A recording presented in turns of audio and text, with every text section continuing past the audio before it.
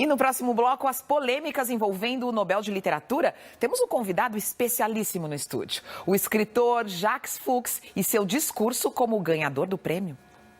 Eminentes senhores da academia, após anos de escolhas polêmicas, algumas vezes equivocadas e até vergonhosas, finalmente os nobres cavalheiros se redimiram e tomaram uma decisão acertada. Hora de literatura no Metrópolis. Eu estou aqui com o escritor mineiro Jacques Fuchs, que acaba de ganhar o Prêmio Nobel de Literatura. É a primeira vez que um escritor brasileiro é homenageado pela Academia Sueca. Estou muito feliz que você está aqui. O seu discurso para a Academia virou livro, Jacques. Exatamente. Vamos ver o começo dele? Vamos. Eminentes senhores da Academia, após anos de escolhas polêmicas, algumas vezes equivocadas e até vergonhosas, finalmente os nobres cavalheiros se redimiram e tomaram uma decisão acertada. Caríssimos, o vosso dever foi cumprido. Parabéns. Eu, sem dúvida alguma, sou merecedor incontestável desta premiação. Eu queria ver alguém que ganhou o Nobel e dizer assim, ó, é o seguinte, eu mereço. Jacques Fuchs, mais uma vez, seu quarto romance aqui, nos confundindo, nos fazendo rir. Nesse romance, você ganha o Nobel. Exatamente. Jacques Fuchs ganha o Nobel de Literatura e o livro é esse discurso. Exatamente. Mas nesse discurso, esse aqui, é ótimo, né? Esse Jacques Fuchs aqui dessacraliza a literatura, né? Exatamente. Na verdade, para você ganhar o Prêmio Nobel, você tem que ter duas coisas, né? Você tem que ser agraciado pela Academia Sueca de Letras.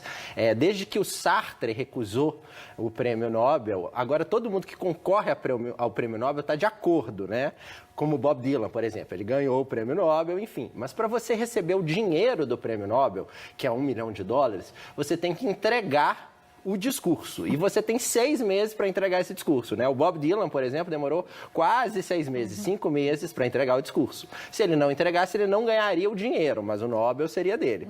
No meu caso, eu já entrego, já está pronto, o Nobel, o discurso já está pronto. Então agora só estou, né? Todo dia eu olho lá na minha conta bancária para ver se eles já depositaram o dinheiro. Mas é um ganhador que decide, no seu discurso, revelar os bastidores do mundo da literatura, os bastidores da criação, e a gente percebe que não é tão nobre assim tudo. Exatamente. O que está acontecendo é que eu acho que esse livro ele vem no momento exato, né, do que está acontecendo com a Academia Sueca de Letras, né? Vocês estão vendo que, enfim, várias notícias estão circulando, mostrando que problemas de assédio sexual, de política, de bastidores, de prêmios, de nomes sendo vazados, né? Tudo isso acontece, né? Aconteceu na Academia Sueca. E esse livro joga tudo isso no ventilador. Ele também fala dos assédios, ele fala da politicagem, ele fala de um membro votante, por exemplo, que era tradutor do que ganhou o Prêmio Nobel. Enfim, a Academia Sueca que a gente, né, enfim, acha que é maravilhosa, ou qualquer tipo de instituição, quando a gente vai olhar os bastidores, a gente vê que não é tão bonito assim, né? Então esse livro, esse discurso, né, ao invés de homenagear, né, qualquer tipo de discurso, as pessoas homenageiam, agradecem o pai, a mãe, a Xuxa, né? Todo mundo, esse faz justamente o contrário, né? Ele fala, não, eu sou um merecedor, eu sou bom mesmo e eu tô aqui para revelar os bastidores. Mas ele se coloca também na história. Claro, ele também não se coloca como um cara bonzinho, não. De forma alguma. E aí é que é legal, e é que a gente dá risada, e aí que tem essa veia satírica que tem a sua cara. O que te motivou a escrever esse livro? A vontade de ganhar o Nobel? Eu digo que eu tenho um projeto literário, né? Eu já vim aqui falar dos meus outros livros, e no meu primeiro livro, que é o que se chama Antiterapias, que é essa minha autoficção, nesse livro, que é o que eu ganho o Prêmio São Paulo, enfim, esse personagem que vai crescendo, enfim, descobrindo seus primeiros amores, seus sonhos e essa vontade enorme de escrever, né? Nesse livro ele ainda nem sabe muito bem, mas acaba descobrindo. E lá ele fala que ele gostaria muito de ganhar o Prêmio Nobel. E aí eu brinco que ele vai passando por alguns percalços, né? Primeiro tem esses primeiros amores, os primeiros pés na bunda, né? Depois ele começa alguns problemas sexuais, né? As brochadas, enfim. E aí a gente já tá falando de brochadas, Exatamente. que é o livro. Uhum. Depois eu vou para esse personagem acaba se enlouquecendo, né? Indo parar no manicômio, que é o Meshuggah, que é a história sobre a loucura, né? E finalmente ele resolve ganhar o Prêmio Nobel. Então esses 4 livros e esse narrador, essa narração, ela é muito junta, né? Então esse mesmo narrador que sempre abre caminhos para intertextualidade, para outros textos, para o cânone literário, porque ele abraça, né, os grandes autores, os grandes livros, e ele se coloca como personagem dessa grande literatura. Então esse personagem, ele permeia todos os 4 livros. Se escolher, e aí é a pergunta que fazem para você desde o seu primeiro livro, ter você como personagem principal, é esse seu projeto literário, e também tem a ver um pouco com você não se esconder atrás de a sua literatura não se esconder atrás dos personagens?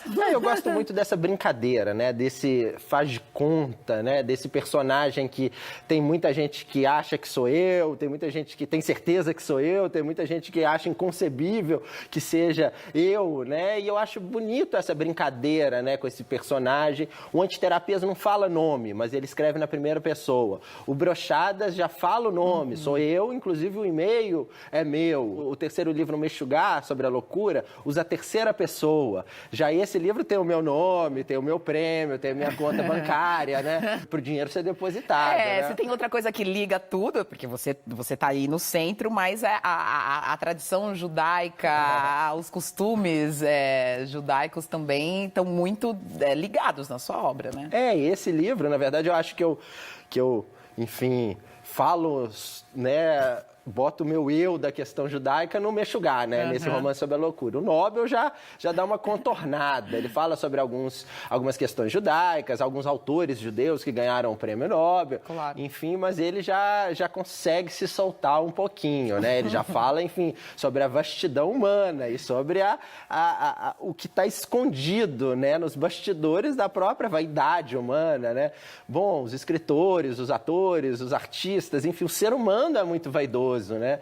E, enfim, quando se trabalha muito com essa vaidade, você acaba tendo que ter certos cuidados. E esse livro vai mostrando esses momentos. Agora, escrever sobre isso, né? Esse escritor que escreve sobre essas vaidades também se percebe ali tão vaidoso quanto os seus colegas? Esse personagem, na verdade, né? E você?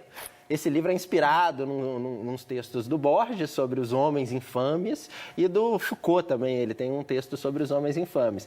Só que esse personagem, ele ao revelar os atos infames dos outros autores, ele também se coloca na história. Então ele vai se misturando com os atos infames e ele vai perpetrando esses atos Mas também. Mas eu quero saber você, a vaidade eu ia falar de Jacques Fuchs, que também é esse. Ele me confunde. Quem sou eu, né? Quem é você? Quem sou eu? Quem sou eu agora? Mas eu quero saber, para você é um escritor jovem brasileiro, a literatura brasileira hoje serve para quê? Serve para quê?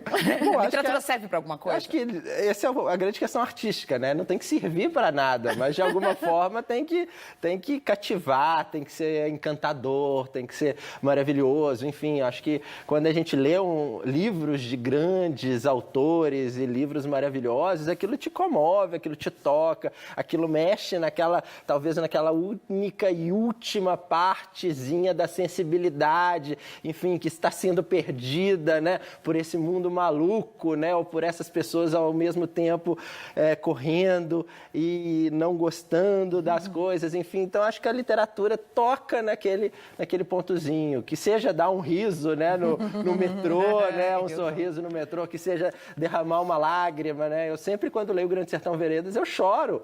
assim, aquilo é maravilhoso e todas as vezes que eu leio eu aprendo alguma coisa. Então, se não serve para nada, pelo menos te toca lá, né? Enfim, naquele feijãozinho seu que ainda tem certa sensibilidade, né? Mesmo diante desse mundo tão louco e tão vasto, né? É isso aí. Esse projeto literário já tem o quinto romance assim no meio do caminho? Não, acho que agora eu parei, né? Porque, enfim, quando eu escrevi o Antiterapias, eu fiquei lá tomando pé na bunda de todo mundo. Depois do Brochadas eu fiquei broxa, né? O Mexugar completamente louco. Agora eu fico andando na rua esperando as pessoas me agarrarem porque eu sou o prêmio Nobel, né? Então chega desse projeto. Acho que o próximo livro vai ser sobre fadas e gnomos, né? Pra eu acreditar. Chega dessa história. Para eu acreditar que o mundo está conspirando a meu favor, né? E que tudo é bonito e encantador, né? Fux, muito obrigada, gente. Desculpe o começo da entrevista, foi uma fake news, né? Fake news aí. Se o pessoal desligou ali, já espalhou. Já vão me atacar na rua. Já vão te atacar na rua. Foi um prazer. Foi ótimo. Um beijo. Obrigado.